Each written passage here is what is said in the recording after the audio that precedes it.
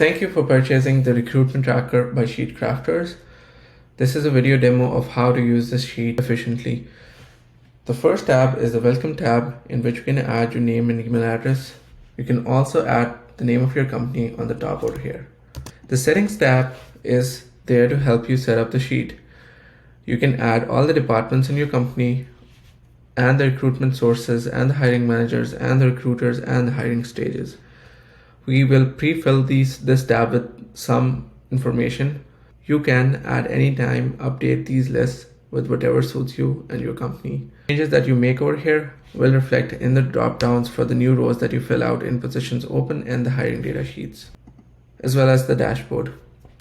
Now let's move over to the positions open sheet. This is where you will define all the positions that are open within your company. In column A, you will give a job ID to the open position. You'll fill out the open date, which is a drop-down calendar. So if you double click an empty cell, it will show you the calendar where you can select the date easily. Then you have the position title, positions open. Then you have two automated columns, positions filled and positions left. These columns, we have colored them differently so that you know that you don't need to edit anything in these columns. Actually, if you do edit anything in these columns, it will break the functionality. So it's best not to add any data in these columns. Then you can set a priority, the department, the hiring manager, the compensation plan, and some notes if you need. I filled out this sheet with some dummy data to show you the dashboard. Please note these dropdowns are being sourced from the settings sheet, so anything that you add over in the settings sheet, it will appear in these dropdowns. Now let's discuss the hiring data sheet. In this sheet, you'll have data associated with the hiring process, in which you list out all your applicants. In column A, you'll fill out the job ID, and this will link the two sheets together. So whatever job ID you select here, you'll see that the position and the department fill out accordingly based on whatever you have selected in the positions open sheet for that job ID.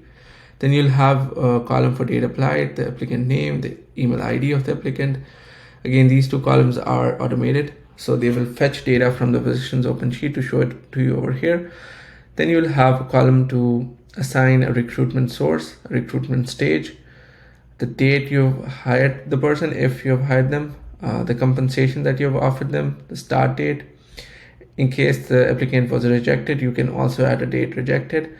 And in case you are still in the process of interviewing the applicant, you can add dates for their particular interviews in columns M, N, and O.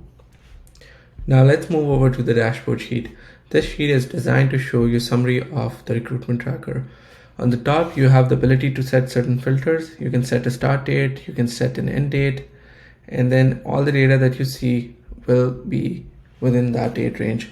You can also leave out one of these empty, so the only cap on dates will be the one that you've filled. So in this case, all data will be shown before the 28th of February. You can also select a particular department that you want to see. You can also select a particular recruitment stage that you want to see. And to remove these filters, you just need to remove the values from these cells. So I'll just demo that now. Then the third part of the dashboard shows the hiring pipeline, where you can see the total candidates in the different hiring stages within this recruitment tracker. Then you also have breakdowns of the application sources and applications per department. And finally, you will have open vacancies per department and fill vacancies per department. If you have any questions, let us know. We'll be happy to answer and help you out.